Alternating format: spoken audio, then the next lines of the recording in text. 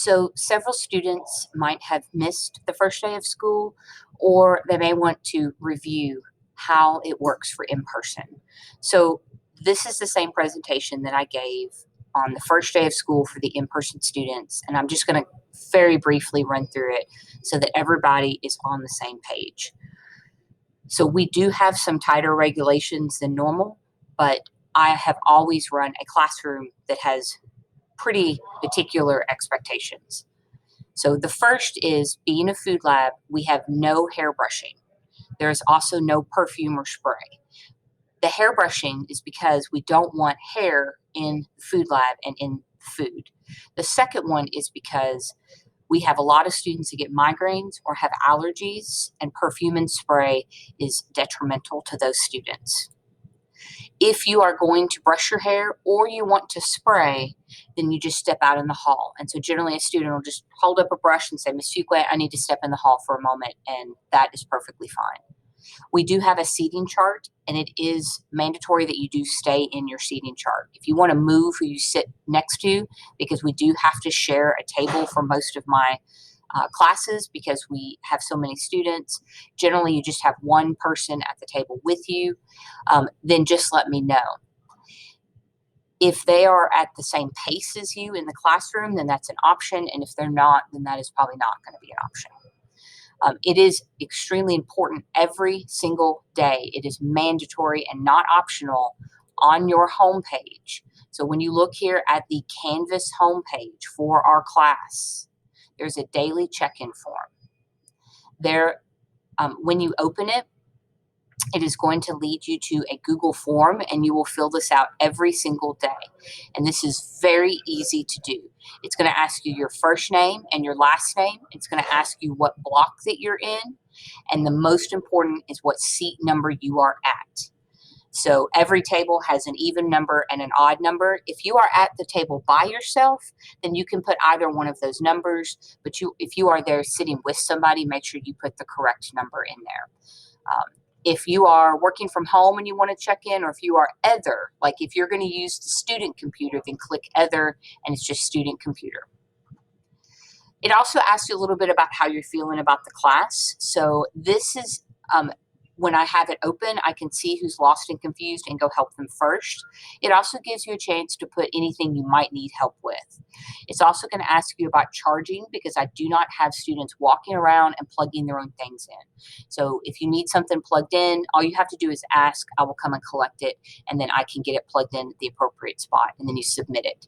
This is mandatory. This is both your attendance check, and it is also your seat tracking. Students that do not complete these in class will receive a behavior referral and a phone call home. We are not playing about making sure that we know where you are and where you're sitting every single day. If you have been following along on my Canvas class, you already know that homepage is where you find your modules, which is where all of your lessons are, your agenda, which is updated pretty much every week and through the week, your unit and lesson tracking charts, which will be shown in class. This is also where you'll get a hall pass. So when you click on the hall pass, it also opens up a Google Doc.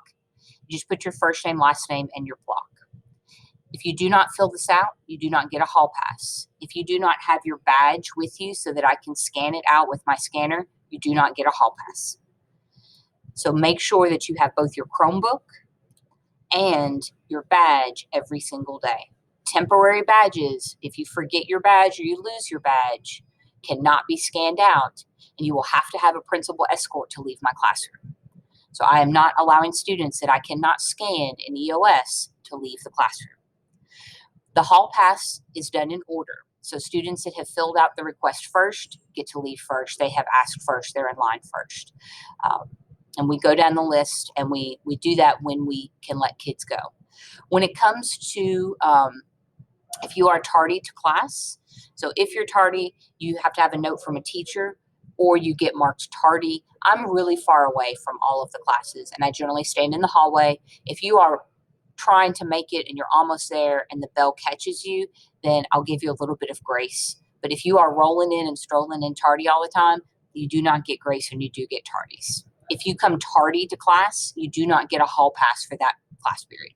That is a school-wide expectation. When it comes to the hall pass, so you sign up for the hall pass on Canvas. I assume that you signed up for a restroom pass. When it's your turn, I'll come over to your table, I'll scan your badge, I'll write you a paper pass, and when you return, you throw away that pass. Somewhere between 5 and 8 minutes is maximum. There isn't a bathroom super close to me, unfortunately, so I do allow just a little bit more time to get there and back. If you leave with a bathroom pass, I assume you've left to go to the bathroom. If you disappear and you return 20 minutes later and you have a story about a principal or a counselor or a teacher, or you were handling some other business and going to the bathroom, you have lost privileges forever.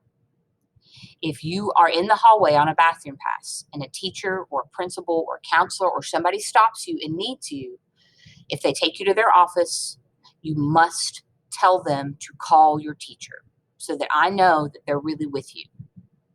If you're just in the hallway passing and that conversation is going long, then you need to let them know that you need to come back to me and get a note to go see them. If you come back 20 minutes later, I don't care why you were out for that long, you will not get a hall pass anymore. So you can have the hall pass.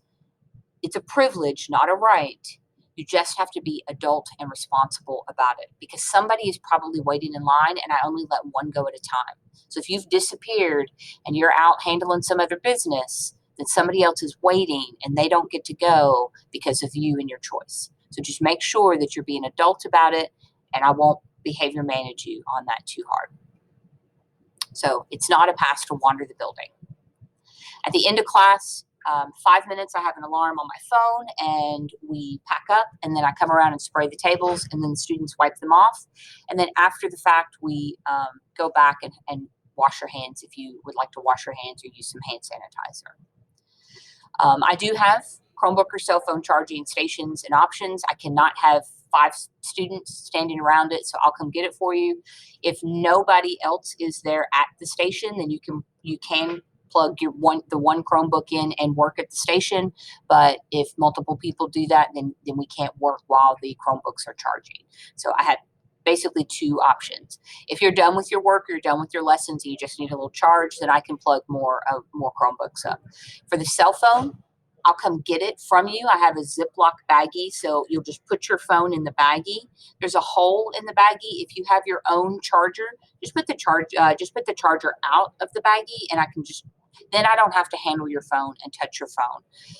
If you don't have your own cord, I do have some, and I can just run it in the hole of the baggie. And again, I don't have to touch your phone that contaminates my hands, and then my hands contaminate your phone. Everything is found and submitted in Canvas, whether you are in person or you are virtual.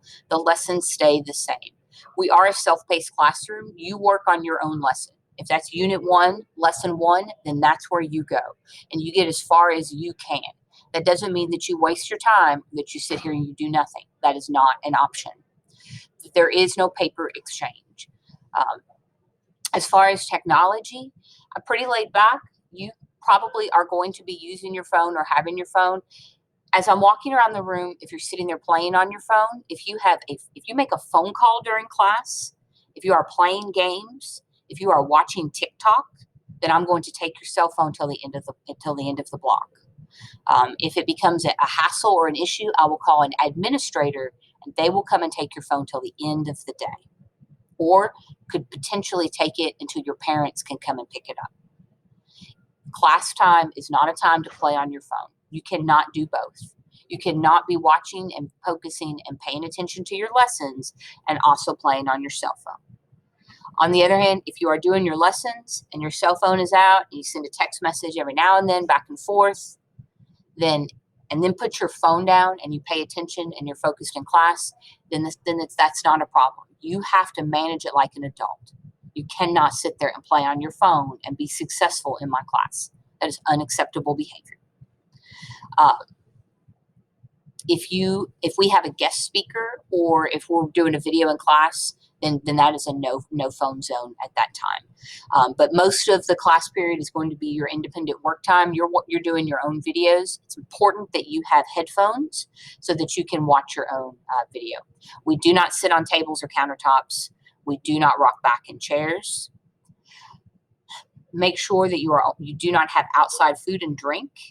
It attracts bugs and mice. Even though we are a food lab, we do not openly eat in here unless we have prepared the food, and students can only eat what they have individually prepared. They cannot share around.